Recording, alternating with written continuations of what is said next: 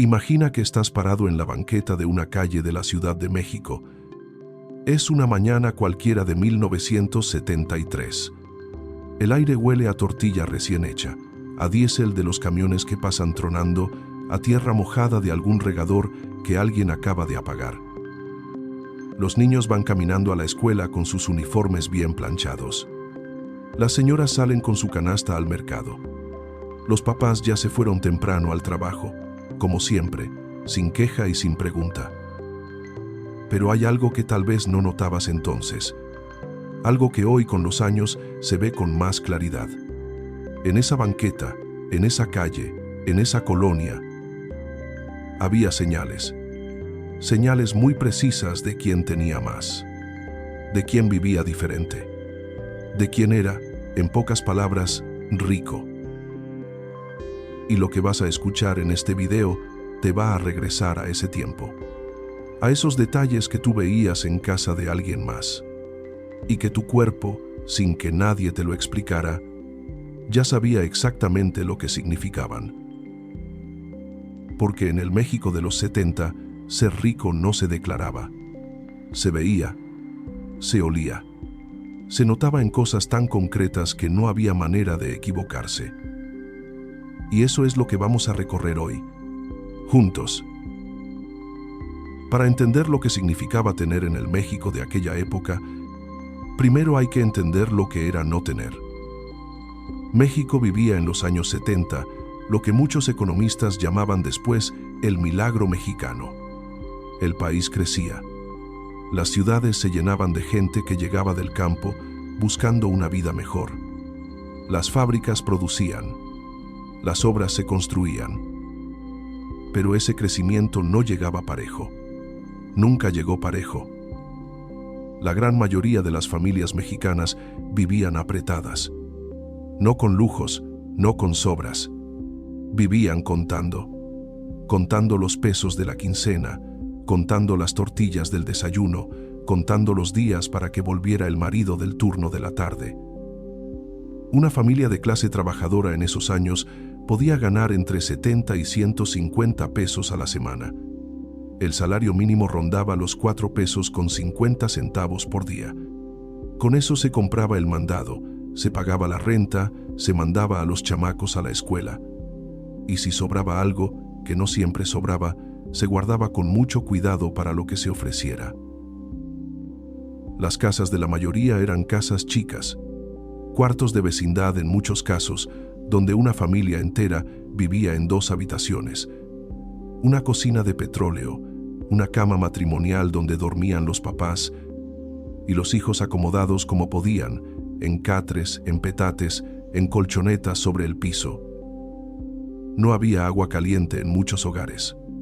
Se calentaba en una ollota. No había calefacción en invierno. Se aguantaba con un suéter de más. No había carro. Se iba en camión, en metro si ya había, o caminando. Esa era la vida de la mayoría. Y nadie se quejaba porque todos vivían más o menos lo mismo. Porque el punto de comparación estaba al lado, en la misma calle, en la misma colonia.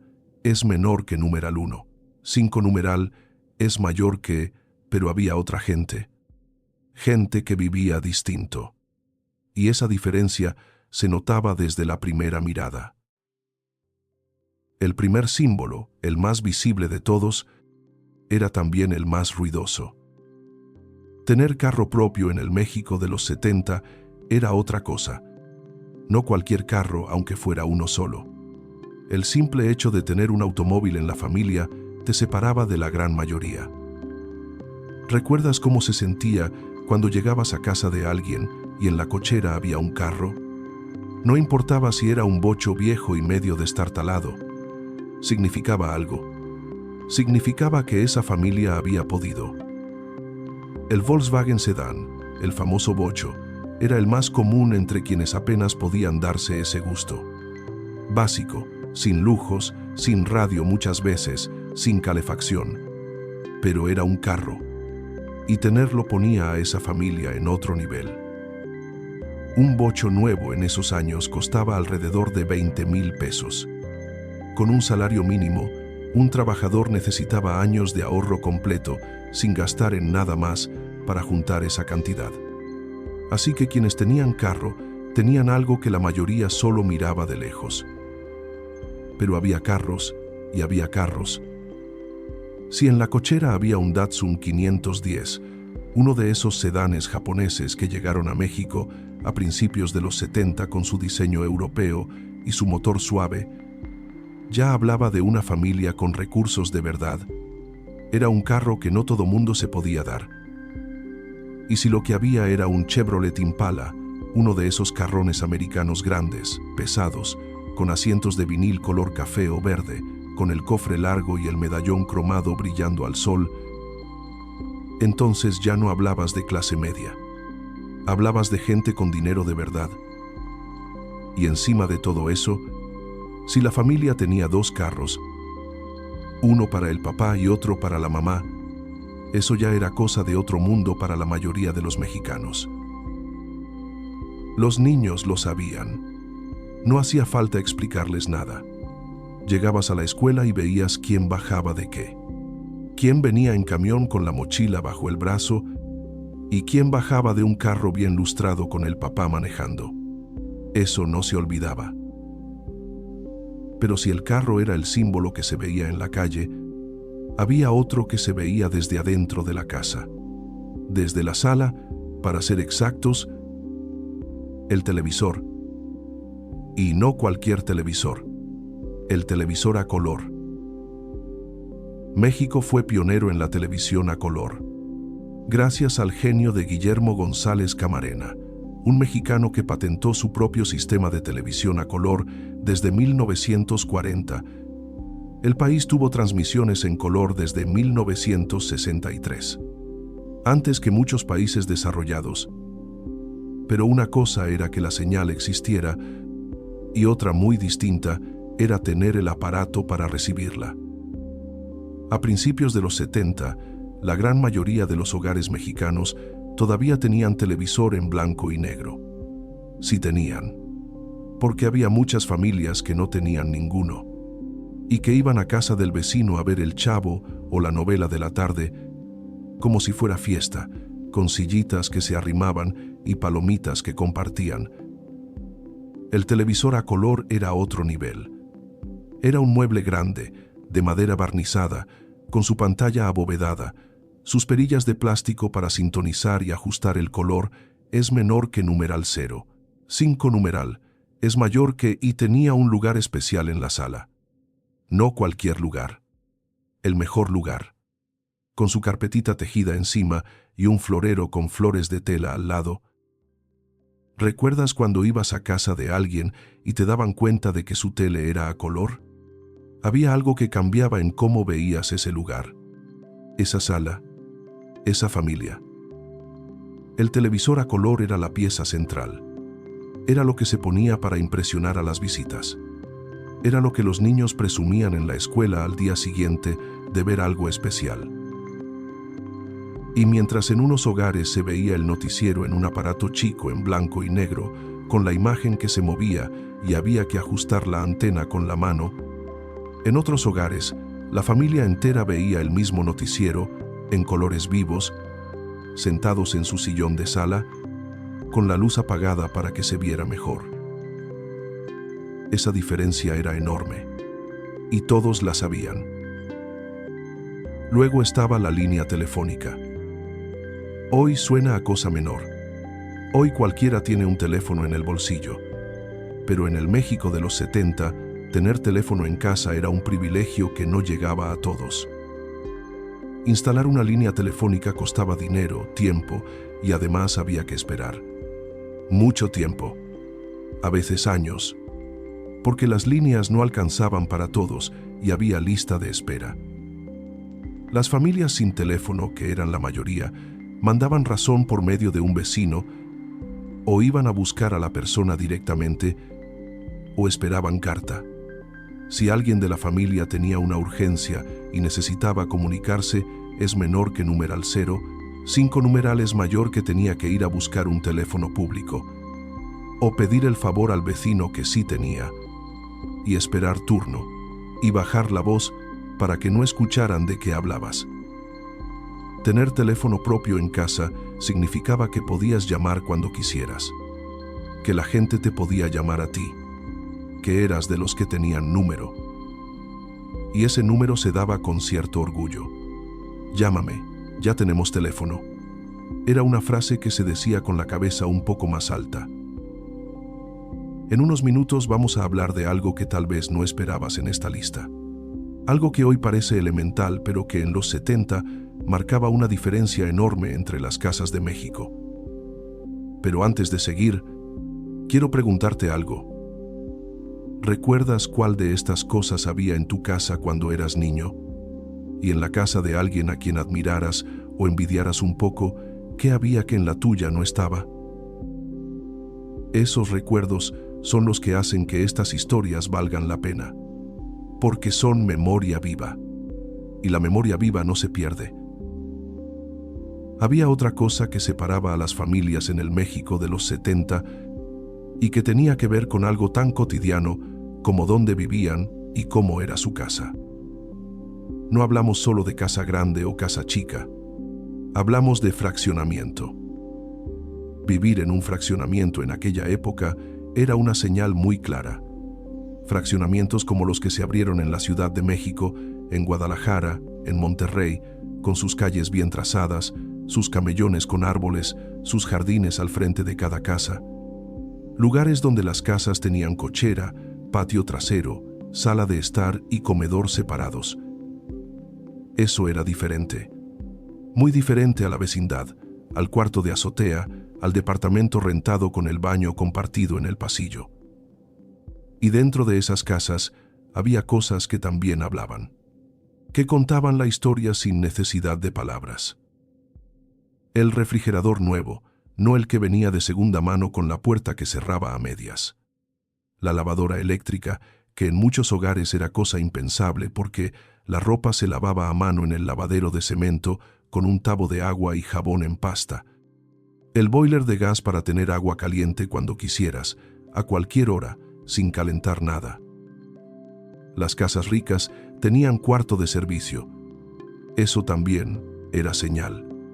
Tener muchacha que viviera adentro, que cocinara, que limpiara, que le abriera la puerta a las visitas, era un lujo que muchas familias aspiraban, pero pocos alcanzaban. ¿Y la alfombra? Tener piso alfombrado en la sala era algo que en el México de los 70 te colocaba en otro estrato. Las casas normales tenían piso de cemento pintado o mosaico con sus cuadritos de colores. Pero la alfombra de pared a pared, gruesa, suave, en la que hundes el pie cuando caminas, eso hablaba de un nivel de vida que no era el de la mayoría. Y luego estaba la comida. Porque comer también tenía su jerarquía. Y en el México de los 70, esa jerarquía era muy clara. La familia que podía comer carne todos los días es menor que numeral 0. 5 numeral es mayor que no solo los domingos, no solo cuando había 15 días de quincena, sino cualquier martes o miércoles sin pensarlo 2 veces. Esa familia tenía dinero. Comer filete. No la falda, no el chamorro que hay que cocer 2 horas para que ablande. Filete. Con su guarnición, con su postre, sentados en un comedor de madera con sillas tapizadas. Pero más que lo que se comía en casa, había algo que era todavía más símbolo de estatus: ir a comer a un restaurante. Salir a comer en familia a un restaurante de verdad, no a la taquería de la esquina, sino a un restaurante con mantel, con mesero, con carta. Era una experiencia que muchas familias mexicanas reservaban para las ocasiones muy especiales. Una graduación, un cumpleaños con número redondo, un aniversario. Pero las familias con dinero salían a comer así con una frecuencia que parecía increíble para quien no lo vivía. Un domingo cualquiera, sin motivo especial, solo porque se les antojó. Eso era lujo invisible, el lujo de no necesitar motivo para darse un gusto. Si estas historias te están regresando a ese tiempo, Si estás reconociendo cosas que veías en tu infancia o tu juventud, te pedimos que nos ayudes a que estas memorias no se pierdan. Suscríbete a este canal y así ayudas a que estas historias se queden guardadas para quienes vienen después. Había otro símbolo que en el México de los 70 era tal vez el más poderoso de todos. Más que el carro, más que el televisor a color, más que la casa en fraccionamiento. Viajar en avión. Con el duopolio de Mexicana de Aviación y Aeroméxico, los boletos de avión en aquella época eran costosos, muy costosos. Solo ciertos sectores de la población podían pagarse un vuelo. No era como hoy, que cualquiera busca una oferta en internet y se sube a un avión. En los 70, subirse a un avión era otra cosa. Era ir al aeropuerto bien vestido. Llevar maleta de cuero, no de cartón ni de lona. Era que la azafata te tratara con consideración, te trajera algo de tomar, te preguntara si estabas cómodo. Y el destino que más hablaba de una familia con posibilidades era Acapulco. Acapulco en los 70 era el lugar soñado. Las familias trabajadoras iban a Acapulco también, claro que sí. Algunos en coche, apretados, con la lonchera llena, durmiendo en posadas económicas cerca de la costera. Eso ya era un logro.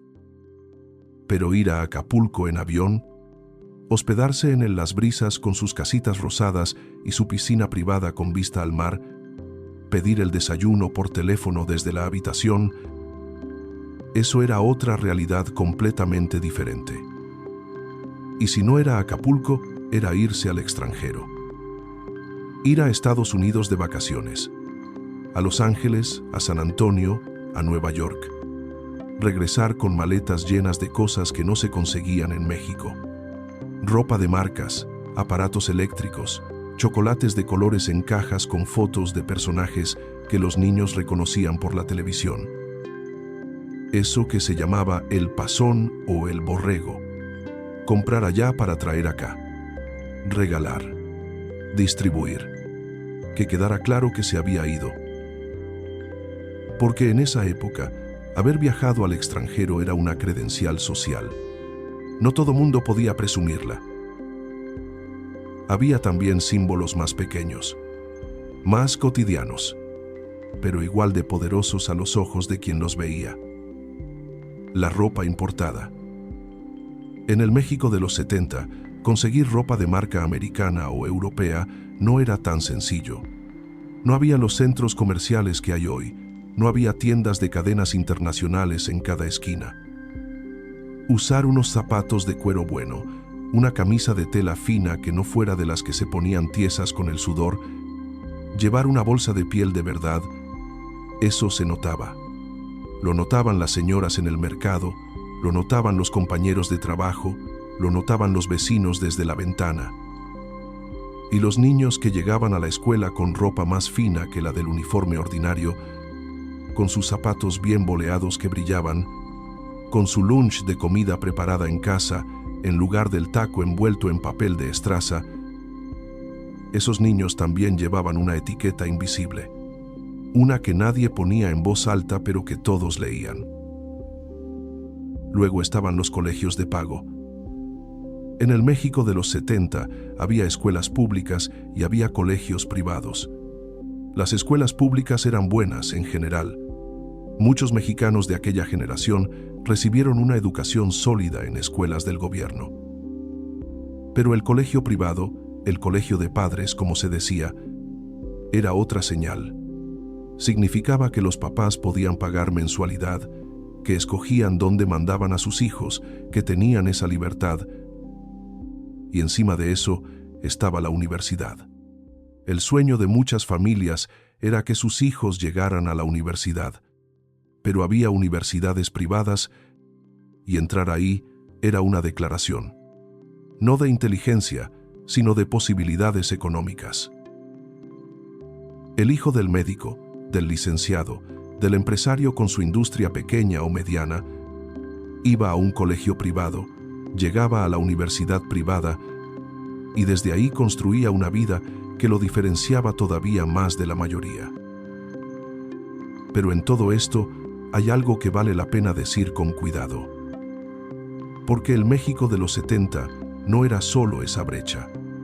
No era solo la diferencia entre los que tenían y los que no tenían. Era también un país donde la clase media estaba creciendo, donde una familia que empezaba de cero podía, con trabajo y con paciencia, ir subiendo, donde el maestro, el enfermero, el técnico, el empleado de gobierno podían aspirar a tener su casita, su carro chico, mandar a sus hijos a una escuela decente.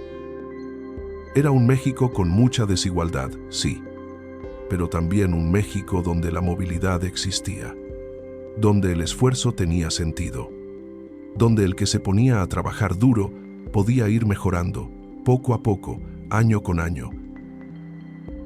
Y en ese contexto, los símbolos de los que hemos hablado no eran solo envidia, eran también aspiración. La mamá que veía la tele en blanco y negro de su vecina y soñaba con la de color algún día. El papá que esperaba el camión en la lluvia y pensaba en el día que tendría su propio carro. Los hijos que miraban la colonia del otro lado de la avenida y se preguntaban cómo sería vivir allá. Esa aspiración era el motor de millones de familias mexicanas. Y muchos de ellos sí llegaron. Con años de trabajo, con sacrificio, con decisiones difíciles. ¿Lo recuerdas? ¿Recuerdas esa sensación de querer algo que parecía lejano y el orgullo enorme cuando por fin lo alcanzabas? Eso también era México en los 70. Hay un símbolo más que no hemos mencionado todavía, y tal vez sea el que más se quedó grabado en la memoria de la gente que vivió esa época. El club. Ser socio de un club deportivo en el México de los 70 era el resumen de todo lo que hemos dicho hasta ahora.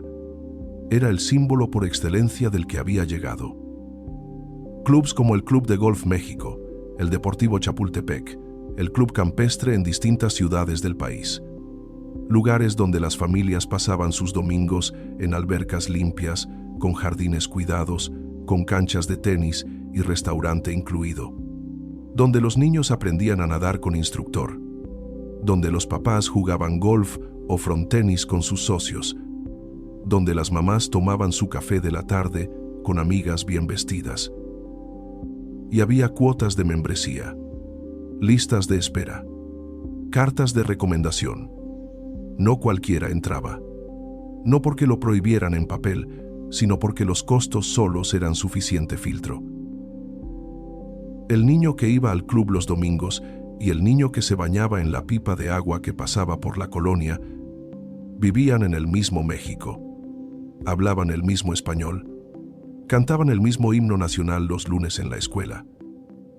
Pero vivían mundos muy distintos.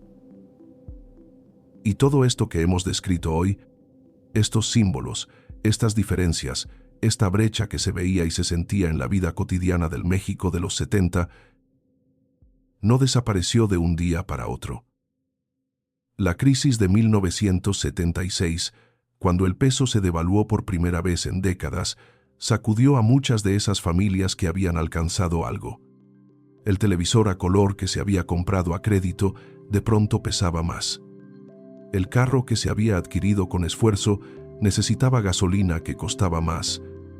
La quincena alcanzaba menos. Y sin embargo, el México de los 70 dejó algo que vale la pena recordar. Dejó una generación que aprendió a trabajar sin quejarse, que aprendió a valorar lo que tenía porque sabía exactamente lo que costaba conseguirlo, que entendió que los símbolos materiales, por importantes que parecieran, no eran lo que definía a una persona ni a una familia. Hubo personas que tuvieron el televisor a color, el carro, el club, el colegio privado, y que al primer sismo económico lo perdieron todo y tuvieron que empezar de nuevo. Y hubo personas que nunca tuvieron nada de eso, es menor que numeral 0. 5 numerales mayor que criaron a sus hijos con lo que había, que hicieron rendir el peso hasta donde podían y que vieron con orgullo cómo esos hijos construyeron una vida diferente. Eso también es la historia de México, la historia de los que aspiraron, de los que trabajaron, de los que aguantaron. Si quieres seguir recordando cómo era el México que muchos vivimos, tenemos otro episodio en este canal donde recorremos la vida cotidiana durante la crisis del 76, cuando muchas familias que ya habían llegado a tener algo, tuvieron que aprender de nuevo cómo salir adelante. Es una historia que tal vez reconozcas muy bien. El México de los 70 fue una época de contrastes muy marcados, de diferencias que se veían en la banqueta, en la escuela, en el mercado, en la iglesia del barrio. Tener carro, tener teléfono, tener televisor a color, vivir en fraccionamiento, mandar a los hijos a colegio privado, volar a Acapulco o al extranjero, ser socio de un club. Cada una de esas cosas hablaba. Cada una tenía un peso específico en la jerarquía social de aquellos años. Pero también fue la época donde muchas familias empezaron a escalar, donde el chofer de un camión soñó con el bocho y lo consiguió, donde la costurera ahorró para la lavadora, donde el maestro de escuela pública fue el primero de su familia en entrar a una universidad. No fue una época perfecta, nunca lo ha sido, pero fue una época que formó a una generación entera, que enseñó el valor de las cosas a través del esfuerzo que costaba tenerlas, que grabó en la memoria el sabor exacto de lo que se siente cuando por fin se llega a donde se quería llegar. Y esa memoria, ese peso de lo vivido, no tiene precio. No lo tenía entonces, y no lo tiene ahora. Si esto te trajo recuerdos, si te hizo pensar en tu familia, en tu infancia, en ese México que ya no existe pero que vive en quienes lo habitaron, compártelo con alguien que lo haya vivido contigo. Aquí estamos guardando estas historias, para que no se pierdan, para que las generaciones que vienen sepan de dónde venimos y entiendan, aunque sea un poco, el valor de lo que sus padres y abuelos construyeron. Gracias por estar aquí.